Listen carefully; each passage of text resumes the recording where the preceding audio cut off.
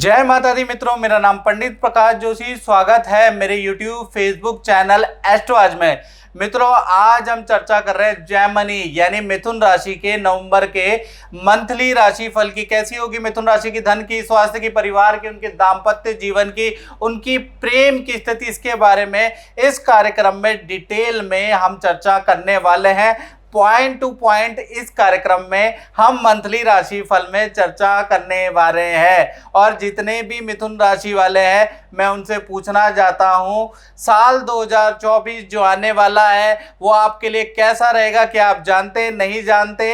तो साल 2024 की सारी वीडियो, सारा कार्यक्रम हम अपलोड कर चुके हैं। आप YouTube चैनल में जाके उसको देख सकते हैं और देख के आप पॉइंट टू पॉइंट लिख लीजिए कि कितने साल 2024 आपके लिए कैसा रहने वाला है। चलिए, आप नवंबर के मंथली राशिफल के बारे में चर्चा कर लेते हैं। सबसे पहले मिथुन राशि की कुंडली आप देख लीजिए। ये मिथुन राशि की कुंडली आ रही है। सबसे पहले स्वास्थ्य के बारे में बात कर लेते हैं। तो स्वास्थ्य में देखा जाए तो पहली चीज जो देखा जाए तो नवंबर के महीने में चंद्रमा लगनगत बैठा है, यानी मन थोड़ा अशांत रह सकता है। नवंबर के महीने में मन में बहुत सारी दुविधाएं रहेंगी मिथुन राशि के। ये काम मुझे करना चाहिए, ये काम नहीं करना चाहिए। बहुत से कार्य मिथुन राशि वाले जल्दीबाजी में करेंगे क्योंकि यहाँ पर चंद्रमा निर्बल है। साथ ही साथ नवंबर के महीने में पेट संबंधी या मूत्र संबंधी प्रॉब्लम भी मिथुन राशि को रह सकती है। खासकर 15 नवंबर से लेकर 30 नवंबर थोड़ा स्वास्थ्य के लिए गड़बड़ है। इस समय पे बाजार के खाने को अवॉइड करना आपके लिए ज़्यादा अच्छा रहेगा। कुल मिला के अगर नवंबर का महीना देखा जाए, कोई इंपॉर्टेंट आप निर्णय ले रहे हैं तो थोड़ा रुक के निर्णय लें।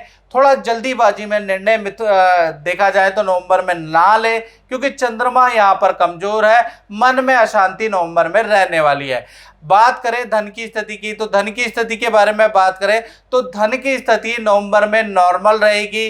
कुछ धन आपका देखा जाए तो रेनोवेशन या घर के कामों में नवंबर में खर्च होता हुआ दिख रहा है, यानी कि घर में लकड़ी, टाइल, सफेदी के काम में, बच्चों के शॉपिंग में आप कुछ धन खर्च करते हुए नजर आ रहे हैं।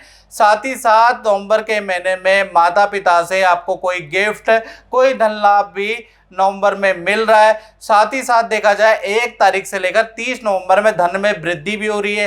एक्स्ट्रा काम भी आपको मिलेगा, एक्स्ट्रा बड़ी डील भी आपकी हो सकती है, लेकिन खर्चे भी आपके रहेंगे। तो कुल मिला के धन की स्थिति एक जगह से आएगा, एक जगह पे आप खर्च भी करेंगे, तो नॉर्मल रहने वाली है। बात करें पारिवारिक स्थिति की, तो पारिवारिक स्थिति के बारे में बात करें तो नवंबर के महीने में ऐसा कुछ होगा कि परिवार के साथ में आप किसी यात्रा की प्लानिंग कर सकते हैं। नदी पहाड़ों की यात्रा, तीर्थ यात्रा में नवंबर में आप जा सकते हैं। इसके प्रबल योग बन रहे हैं। साथ ही साथ घर के बारे में जैसा मैंने कहा कि घर के अंदर नवंबर के महीने में मरम्मत करा सकते हैं, रिपेयरिंग वर्क होगा, सफ़ेदी टाइल का वर्क होगा और हल्का खर्चा आपका वाहन पर या आपके मोबाइल पे या कंप्यूटर पे आपका लग सकता है।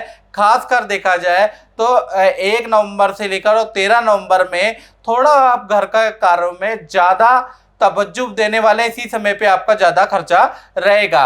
अब बात कर लेते हैं संतान के बारे में। तो संतान के बारे में बात करें तो नवंबर के महीने में सूर्य, बुध और मंगल त्रिवर्गीय ग्रह पंचम भाव में बैठे हैं, यानी जो छोटी संतान है उनको मामा मामी या नाना नानी से कोई गिफ्ट प्राप्त हो सकता है। कुछ ना कुछ गिफ्ट तो छोटी संतान को प्राप्त होगा।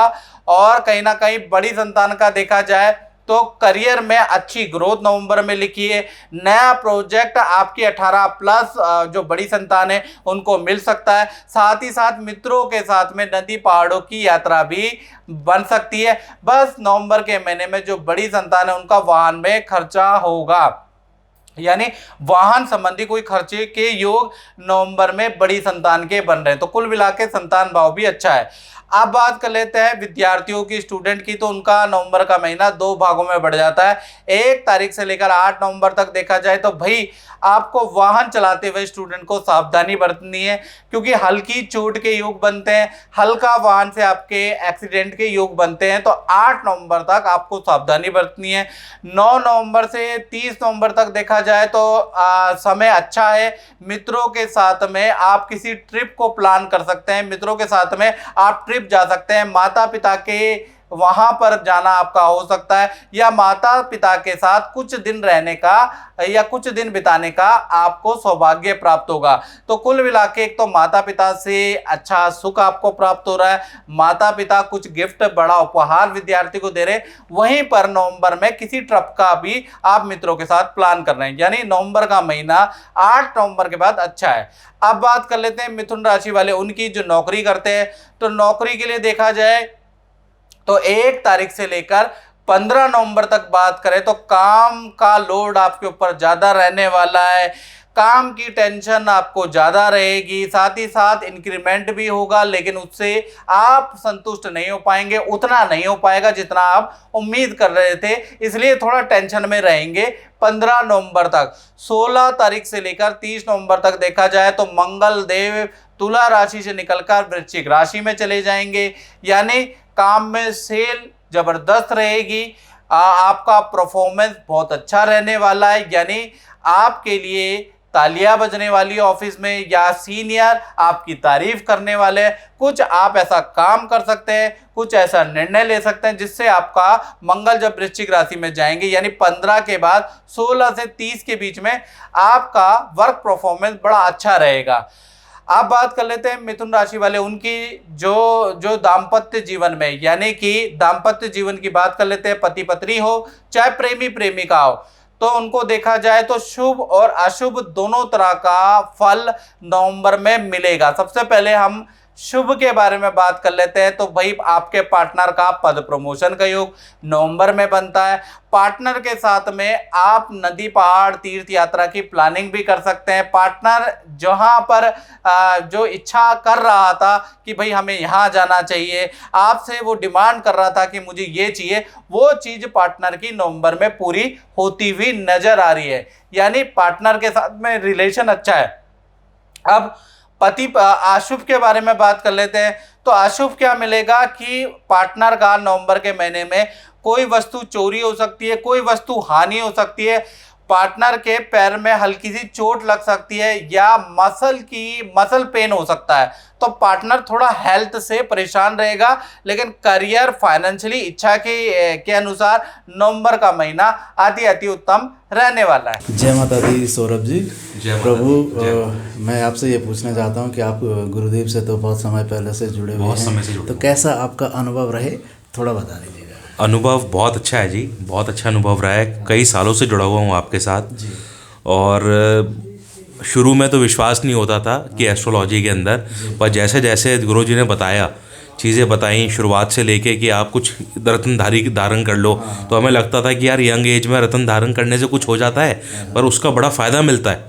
वो कुछ धीरे धीरे टाइम के साथ मालूम पड़ता है, धीरे टाइम के साथ। और महादशा के अंदर हमें तो नहीं मालूम क्या उसको टेक्निकल वर्ड कहते हैं, पर वो टेक्निकल वर्ड धीरे धीरे करते हुए मालूम पड़ा कि कितनी डिफ़िकल्ट होती है वो।